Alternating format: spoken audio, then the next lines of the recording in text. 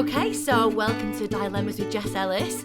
And today, my guest, he's not heavy, he's my brother.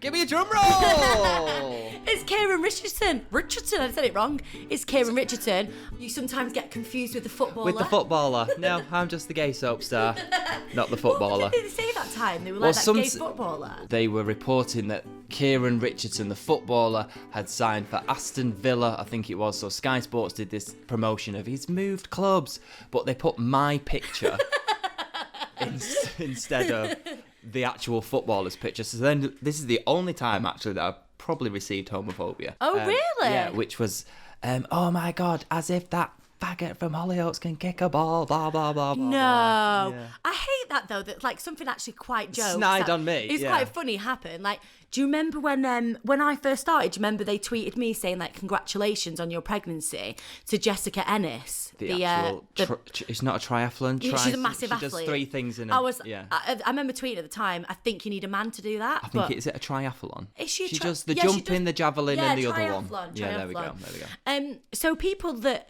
have got no eyes and ears and might not know who you are, do you want to tell us a little bit more about you and what you've done? And I mean, I know you were on, what is that show that always used to come on like once a year in the green room? What? Oh, that old programme. Heartbeat. So I've done Hollyoaks, I've done Heartbeat, I've done a comedy for ITV2, which no one ever watched. Have you? Yeah, Adam and Shelley show. Never heard of it? Sounds brilliant. No. I've done Dancing on Ice. All your usuals. Dogs. That's your dog. That? Yes, I did do Dancing on Ice.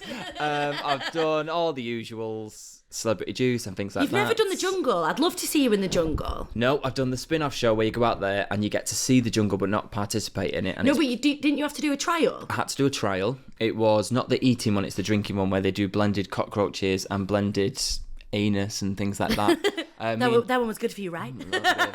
And yeah, I was 6, so it was probably not the best for me to do the jungle. You also, though, you did a documentary, didn't you? You're quite into stuff like that. Yep, so last year became a dad to twins, my little Phoebe and Chase, so we did a documentary following that because surrogacy, it's sometimes in the papers and you read about it, but it's not widely known of how you do it, and same-sex parenting is becoming a big thing at the minute, so it was showing the struggles that you have to go through. What was it called? Because at first it had a few names, but in the end it was called... They named it Raised by Queers. And I had to sit down this morning and defend this thing, and I'm not bothered by it, but they were like, that's so offensive, how can you say that? But now that's the right phrase now, isn't it? Well, now it's LGBTQ, and I think the Q stands for queer, and my defence of it was, one of my favourite shows growing up was, what's it? Queer as Folk. Queer as Folk. Your favourite, but you can't remember the word. Yeah, no one was... my favourite show ever, what was it called? No one's bothered about the word queer in that, but apparently they were in my little show. I like it, Raised by Queers. I know. It's also got that kind of like... And I don't want to say But then they clickbait, changed the name of it. When it went on to E4, they changed the name, just in case it might have offended people, to Hollyoaks, My Gay Dad's Forever. But then I had a problem with that, because My Gay Dad's Forever? Is it My Gay Dad's part-time? My Gay Dad's just for a few years? My Gay Dad's for the week? Yeah, so that's my little life in a nutshell. Yes, I love that. And also, like, obviously, you played my brother in Hollyoaks for 5 years. Steve's been through a lot, hasn't he? I mean, he's a legend, yeah. Tegan, literally, she went through a lot and then she died. So should we try and trumps each other? Yeah, let's try. I've currently living with HIV. I've done teenage domestic abuse in a straight relationship. I've done gay domestic abuse in a homosexual relationship. I've done crystal meth, cocaine, alcohol addiction. I've also just participating in a new storyline which is coming up, radicalisation. I've euthanized my mother. I've nearly kissed my dad. My dad. I've nearly kissed my brother. Yeah, what have you done? So my mum and dad got double death. They died. You are dead. I am dead. Thank you, Michael. I am dead. Hence the reason I'm talking to you on this mic. I had cancer twice. My babies got swapped at birth. My baby daddy got shot dead and I got accused of it. The love of my life died on Christmas Day and he married my sister. What else? Oh, I kidnapped my own child and then got put in prison for it, only for like a week or so. Then I was back out again in the world. And then my untimely death with a massive tree. Hashtag Tregan! Hashtag Tregan! So, Kieron, you've listened to this podcast. Yep, I know what's coming. You know what's coming. You know the game that we play. Yeah. I can't wait to play it with you because you're quite fussy with food anyway. Yes. You're a bit of a chips, beans and pizza kind of guy. Kids' food. Kids' food. Daisy would hate me. She would absolutely hate you. Yep. Smiley faces. When we did Come Dine With Me, I can't believe you fucking won. You only won because Kavner was in your back. It's all about the entertainment. I can make you feel good. That was good. But your food was so shit. I did school dinners, so I did little cod bites. Pate on toast, and you didn't make the pate, you didn't make the bread, you didn't make the chutney. I did make the chutney. No, but you burnt it, and then you got it out of a jar. When the crew went for the lunch, secretly threw that in the bin and got it out of the fridge. Yeah. And you made some soggy fish fingers with smiley faces, and then school cake that you didn't even bake. It was school dinners. I mean, it was a good night, I'll give you that. Okay. So, we're obviously going to play double dares. Mm-hmm. So, what I want you to do is, because I know that you know the score now a little bit with this. Yeah. So, I want you to close your eyes.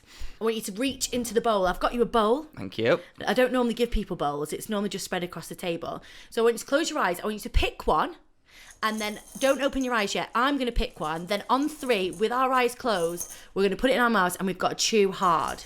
Whoa. Right, ready? You ready? 1, 2, 3. Oh. No, mine's horrible. Oh, mine's quite nice. It tastes like watermelon. Oh my God, I got a dog shit or something. Is that it? Do we just do it once? Well, I mean, we could do it again just to see if you Yeah, look at fine. the Do second it just time. once. Once is fine. Let's just do it a second time just to check. Okay. Okay, 1. 1, 2, 3. Right, go. No, I've got a good one. I've got a good one. Oh my God, for fuck's sake. Right, well, we might come back to this in I got in the the golden end. touch. Okay. Oh my God, I can't believe you didn't get 2 one. good ones You're in a row. too lucky, you. Thank you.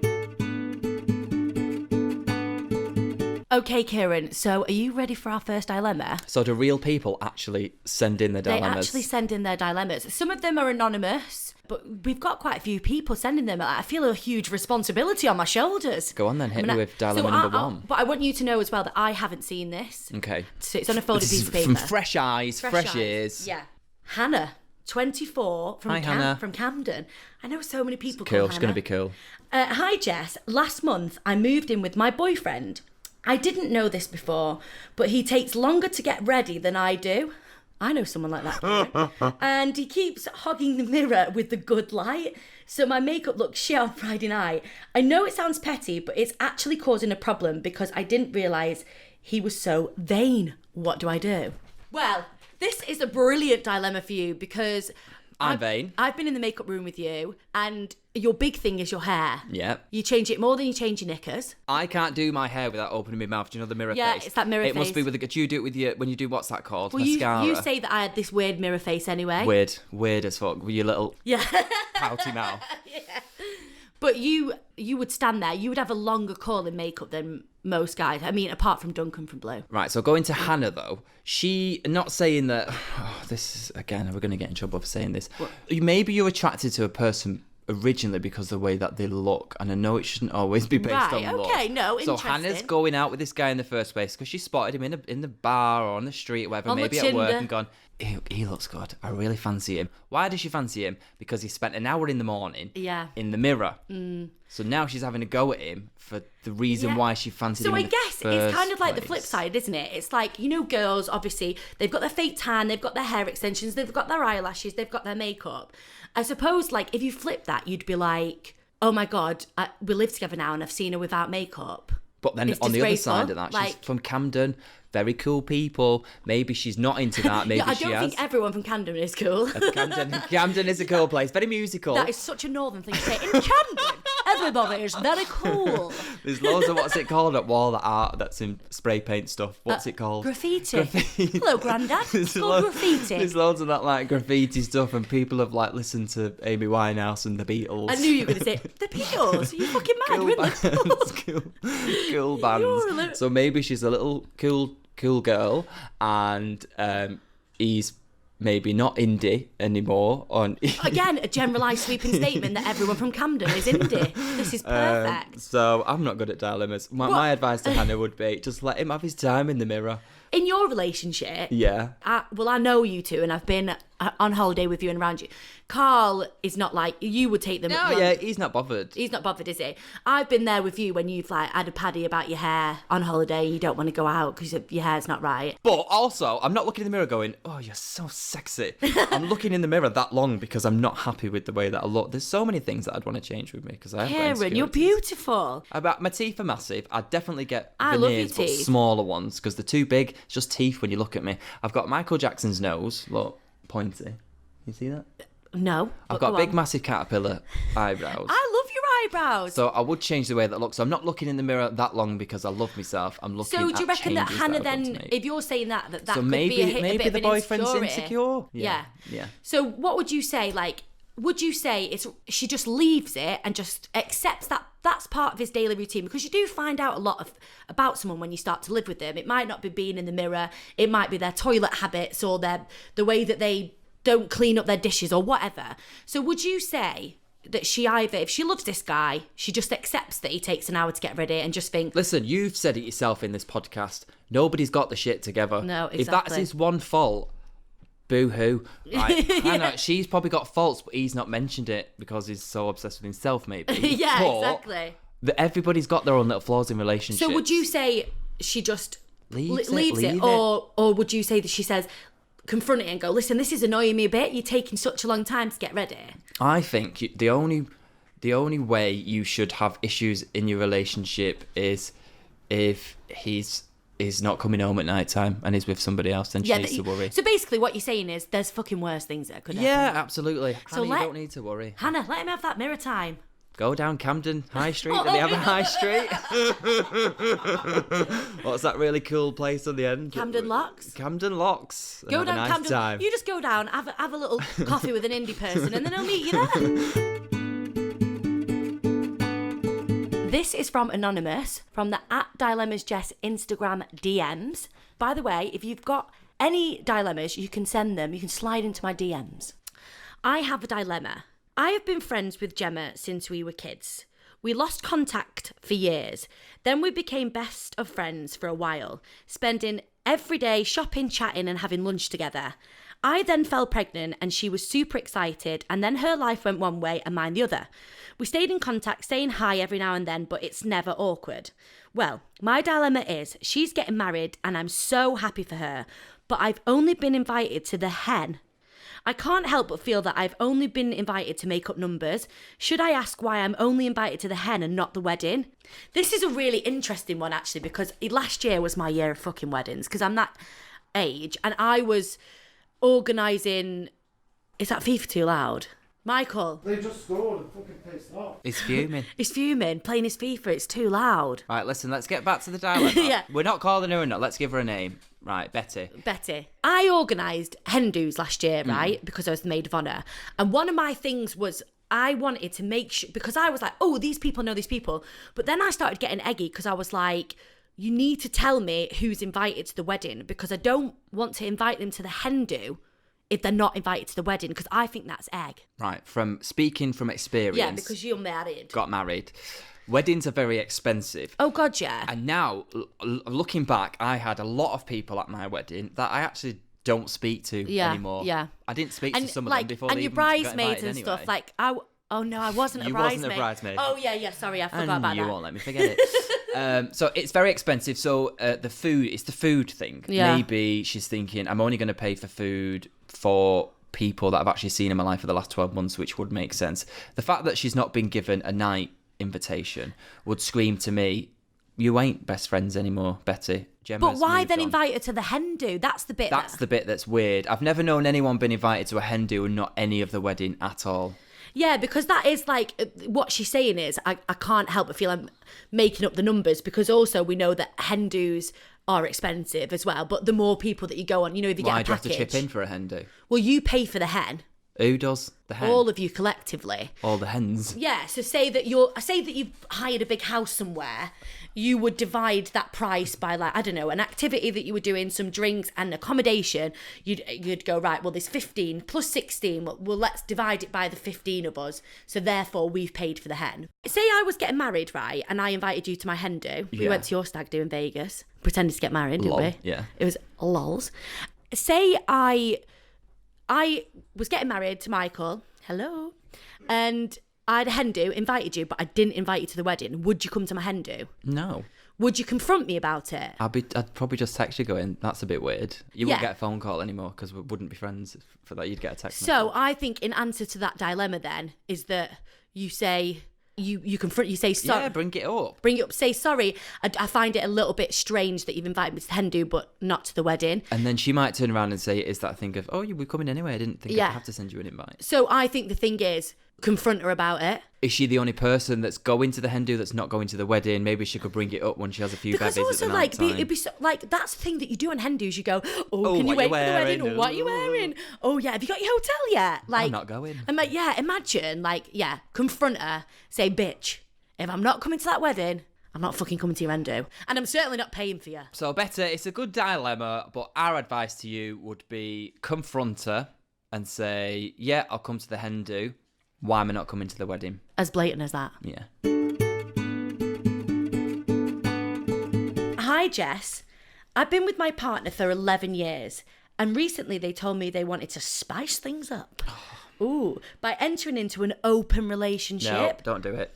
My dilemma is that I truly love them, but can that arrangement ever really work? No. Well, You're telling me if you and Michael have been together for 11 years, one day Michael came on and said, what, spice it up, let's bring someone else into it. You seen another girl having a nibble of him, you wouldn't be fuming and jealous. Listen, I'm telling you now, I'd be shocked to the core that Michael spoke to another girl. I couldn't believe he'd made it that far to get someone to nibble it. I really wouldn't. It's weird. It's not normal. I know. I don't want to make. I know people do it. I don't want to make a general sweeping statement here, but from my experience of friends, that can be more prevalent in the gay world. What does prevalent mean? Like it's more common. Don't you stigmatise. I know, yeah. But it's like you and Camden. No, but like I just know there's quite a few gay men that I know in open relationships that have been together for years and years. It's just the same as swingers and keys in the bowl and all that. Yeah. Don't do it. I would say if you want to spice up your relationship, go to Ann Summers. Yeah, change each other's names in the bedroom. Yeah, do a bit of role play. Just like knock on the door and pretend you're that. Hiya, Jane. Hiya, sorry, I'm a lost traveller. You let me A in. lost traveller? I think you're talking about plumbers or here's the police. You're under arrest. But yeah, I would say that there's plenty more ways to spice up a relationship than to bring another person into it. But you know, like each their own. If this person was like, yeah, I'm up for it, then go for it. But you're obviously not. Like, you love this person. Are they spicing it up because they want to save the relationship because it's been 11 years? Well, that's what they're saying. Like, I love him so much, but will that ever work? And you know what? Obviously, we've all seen documentaries and we've all seen that it does work in some circumstance, but then I always think there's that one person when they're being interviewed that's like, yeah, no, I'm so up for it, but they're like crying inside. Yeah, they're not. There's always two people are a bit more happy than the other one. And no matter which way you look at it, envy and jealousy and all that, everybody's got that trait. And it's a natural reaction. It's like you saying, if you saw your partner with someone else, it's not even like just having a threesome, is it? You're saying like an open relationship. Like, think about how jealous and paranoid sometimes people feel when they just go out for a night out. Imagine being in an open relationship. I think every time Michael went out, I'd be thinking, is he meeting up with another girl, or has he met someone tonight? Is he going to bring someone home? You might like the other person more than you, and then that's the end of your relationship. I think it would eat me up inside. I think I would just end up being... I'm not a jealous person, but I'd end up being a jealous person. So don't let it eat you up inside. Don't let anybody else eat you up inside.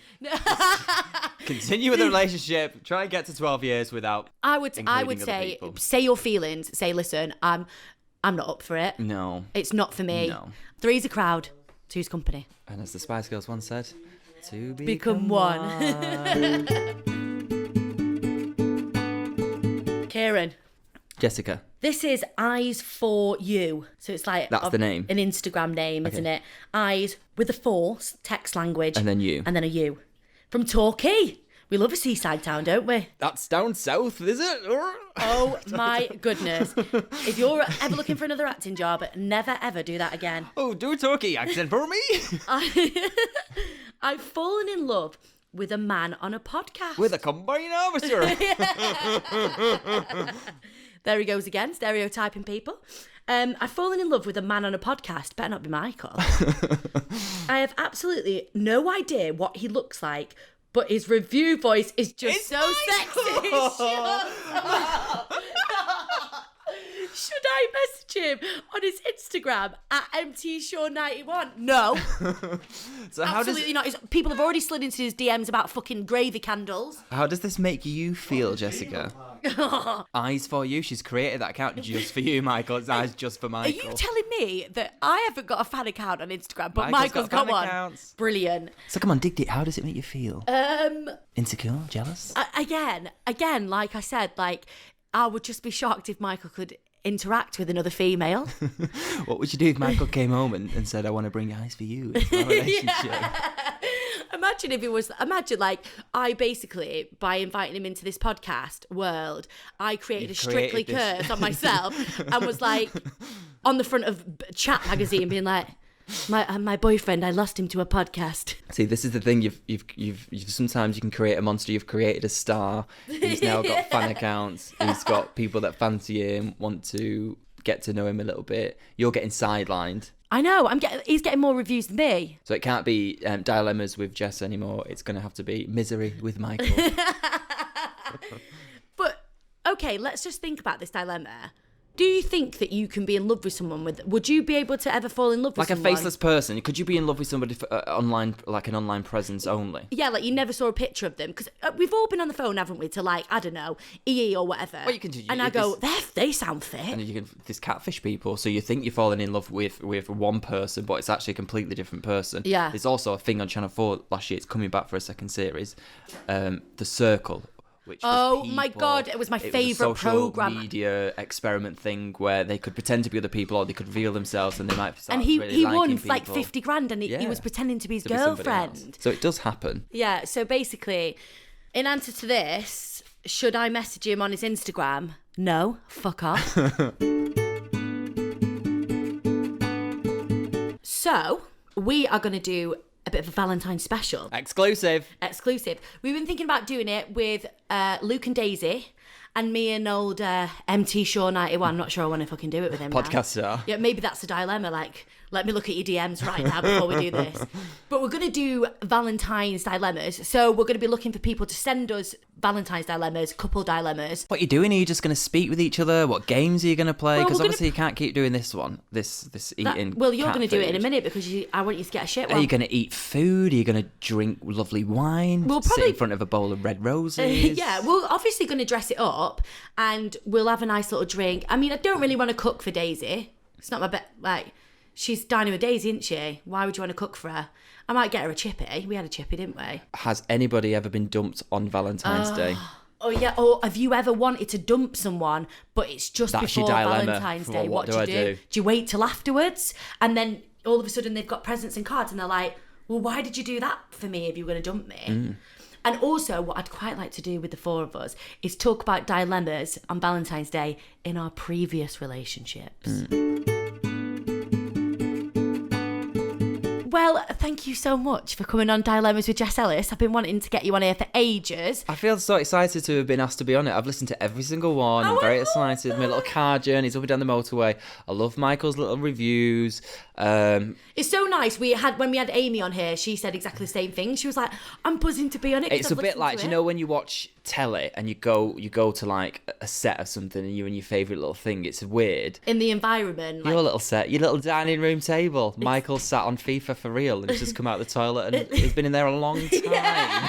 Oh, no. Michael's got a bubbly stomach. He's got a bubbly bum. So I'm going to go right now. Are we going to leave it on a high and a game, maybe? Oh, yeah, we're going to try this game one more time. Okay?